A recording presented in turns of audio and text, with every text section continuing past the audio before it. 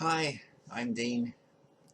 This video is about aliens. It's about the good aliens versus the bad aliens, which is kind of what a lot of people seem to be talking about at the moment. And there's discussion about disclosure. And disclosure means that you're looking to the authorities to publicly admit or publicly disclose something that they've been keeping hidden. So what we're doing is we're looking at a higher authority, a higher power than ourselves, to tell us what is or isn't, so that all the people that don't have the ability to make their own choices can believe what the authorities tell them to believe. And this is what a lot of activists and that sort of thing seem to be wanting, or seem to be anticipating or expecting or hoping for or willing or trying to create or manifest. And that's not going to help. It's another symptom of the problem that we don't seem to be understanding as a civilization, as a species, as a collective, the human collective. And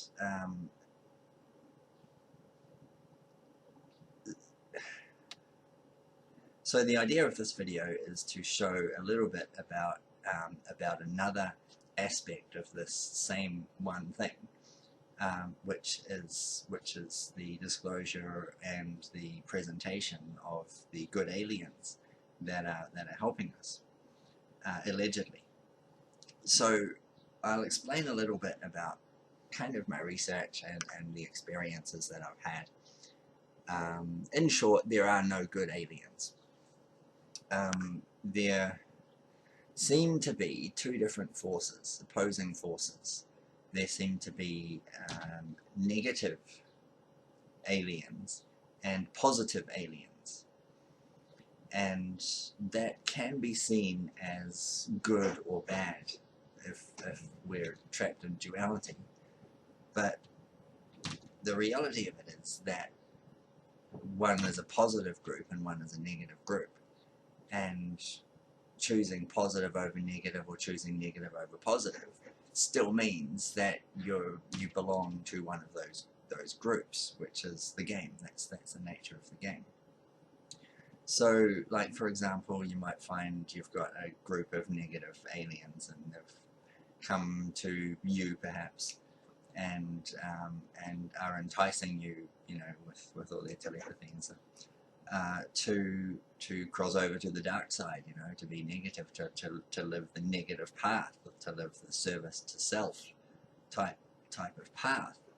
So they will, be encouraging you to be taking from others, and they'll be encouraging you to be seeking power and seeking control and that sort of thing, and inflicting harm on others and that sort of thing. And the positive path, or the positive group, or the positive aliens, I suppose, they're encouraging service to others. They're encouraging spreading the love. They're encouraging love and light. They're encouraging taking your energy and sharing it out there, and throwing it all out there, and spreading your love, and everything's all positive and happy. And a lot of people have been misinterpreting this as being good. And again, our definition of good and bad is kind of a little bit tricky as well. And obviously I'm using the English language to communicate this stuff, which is incredibly distorted. So it's very, very difficult to convey meaning with this language at all, which is a video for another time, I suppose.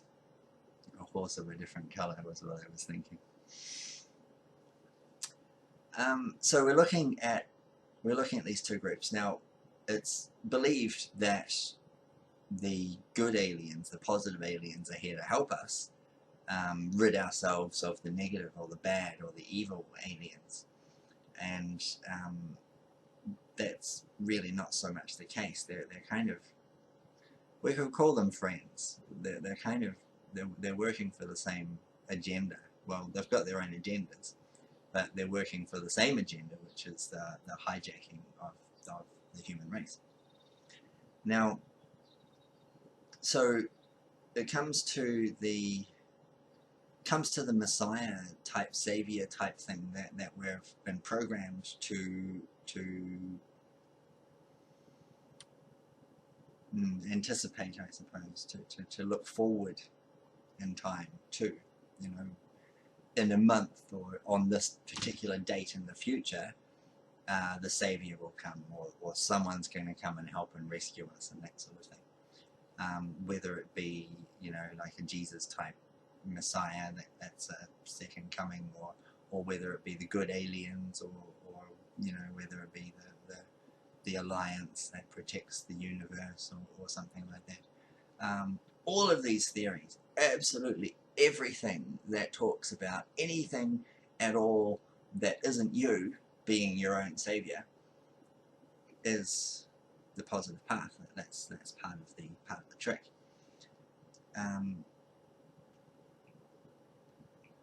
Now, looking at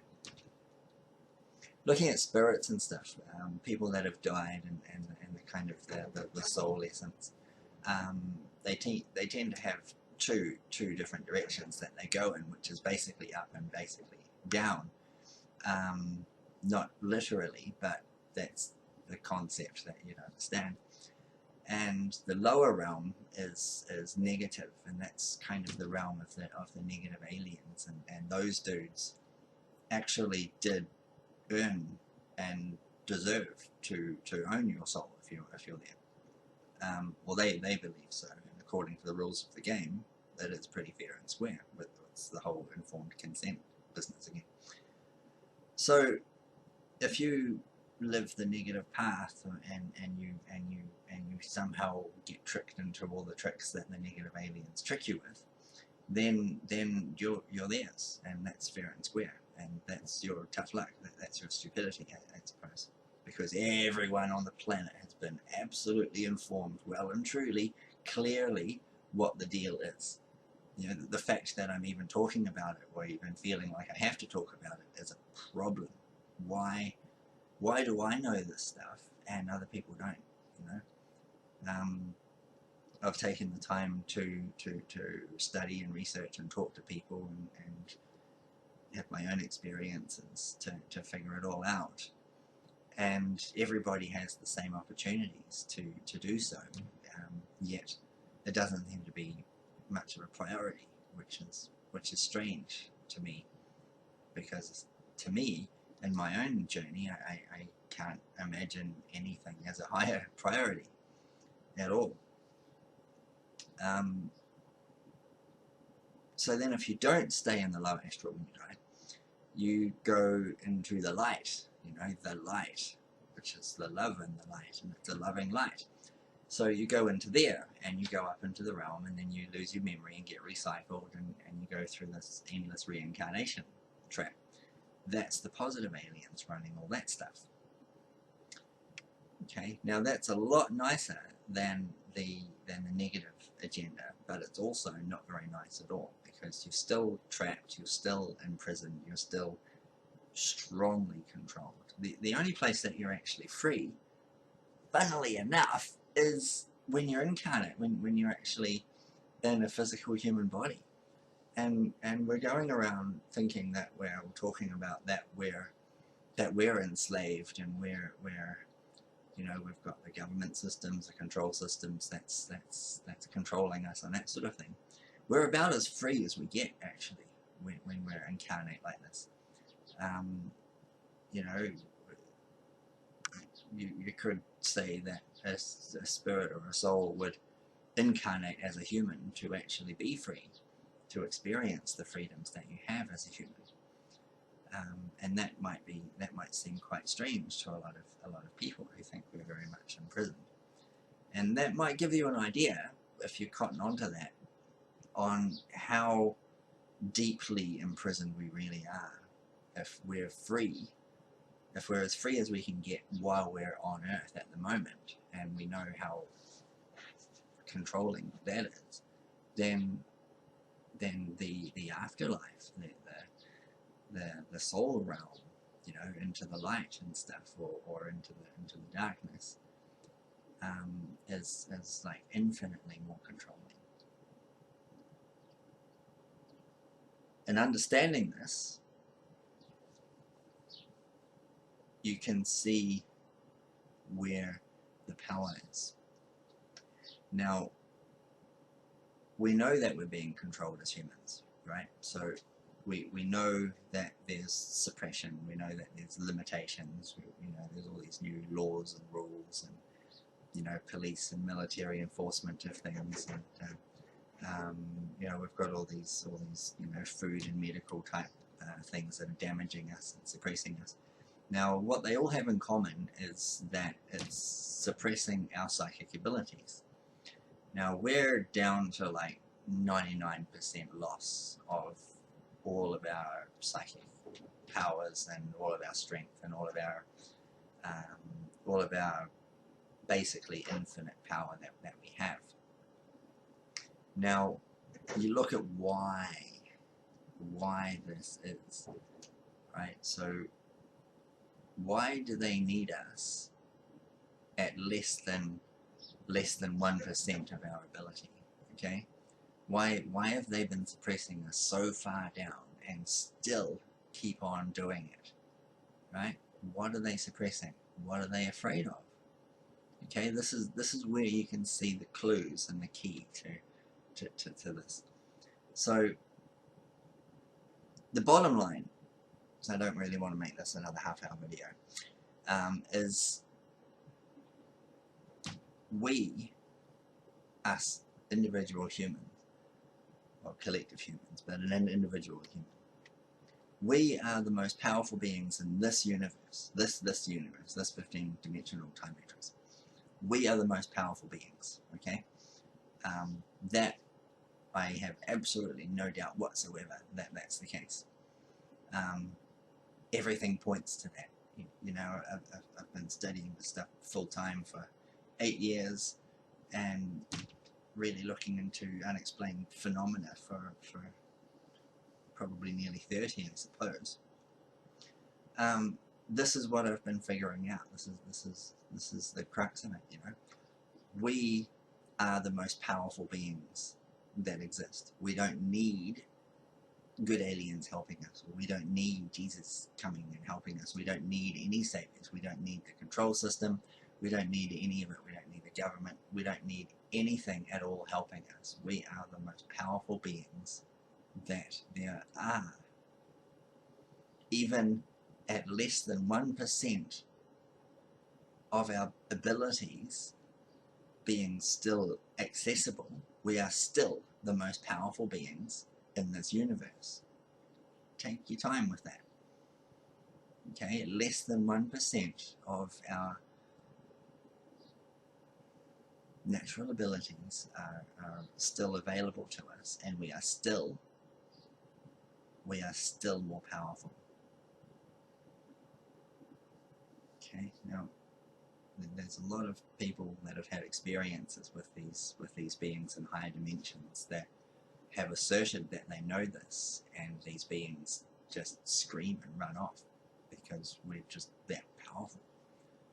This is the point. This is the message. This is the big thing. You know, we don't need any help. We are the help. You know, we don't need any help. That's it. We don't need help. What we need is to get over ourselves, is to fucking understand that we've been tricked on a massive scale, and we've been played. We've got this duality thing going here. We've got this left and right brain thing. We've got this positive and negative thing. We've got this whole mind control duality thing happening that's completely overpowering our ability to harness and access our true powers, our true potential, or our true self, or our true being. however you really want to term that or understand it. We've got to get through that. You know, the power to heal yourself, the power to make changes, the power to free ourselves from this whole trap, the power to even evict the positive and the negative aliens is in here, is within us. We have that power. We don't need to trade it in for anything else. We don't need to exchange that for anything. And that also comes to, this is probably going to end up a half-hour video now because that's how I do things. Comes to technologies, you know, we're looking at free energy technologies, and we're looking at technologies for like, you know, cancer cures and disease cures and that sort of thing. All the technologies that we've been developing, past, present, and future, are artificial technologies. They're all, you know, computerized and mechanical sort of technologies, right? That's another symptom of having completely missed the point. We are the most powerful beings that there are. We don't need those technologies. We don't need that artificial stuff. We are creator gods. We can use our consciousness. We can use technologies of the consciousness, which is technologies of higher dimensional fabrication, right? So you could say, this is just a silly example, but you could say, imagine a 6-dimensional hammer, right? So you've got a hammer in dimension 6, and you can imagine bashing this hammer against a 5th dimensional negative alien, and you'd be squashing him, right? And you'd just hammer the shit out of him, and he'd die because of your 6-dimensional hammer crushing his 5th dimensional head, right? We can do that, right? Well, what if there's a 7th dimensional alien? Well, then we go to 8 dimensions, because we max out.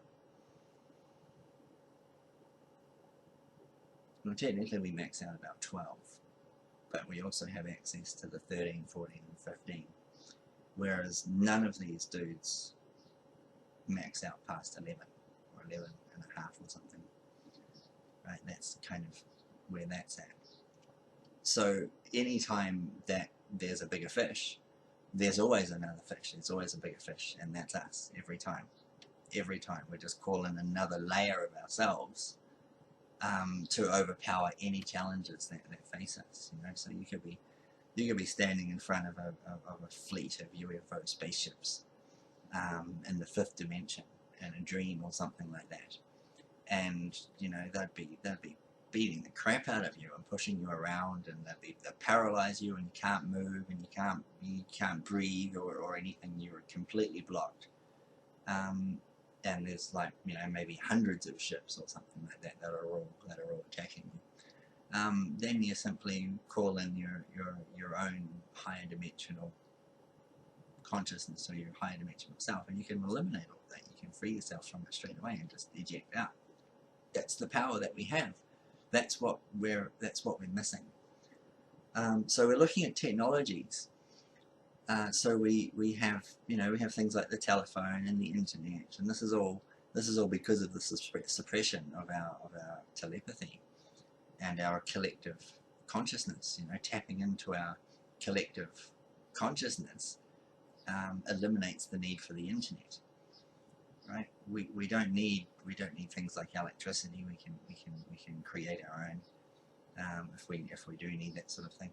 So a lot of these things that we've got have all replaced what we've lost. So we're looking at like the 99% of suppression and stuff like that. All of those things that we've lost, we're replacing with technology. And we think, generally speaking, most people out there think that more technologies are what we need. You know, we need to be, you know, disclosing the free energy technologies and that sort of thing. That's, you know, that's cool and everything, but that's not going to solve the problem, you know, because we're still looking outside of ourselves for the solutions. We're still looking for getting our energy from outside of ourselves. And yeah, I think I've beaten that point to death, and I'm not going to waste any more of your time. I hope you got the message there, and I'll keep trying to explain the same one thing that I try and explain in every video, because it's always about this one thing, and there's just a million different ways of looking at it. So I hope this helps.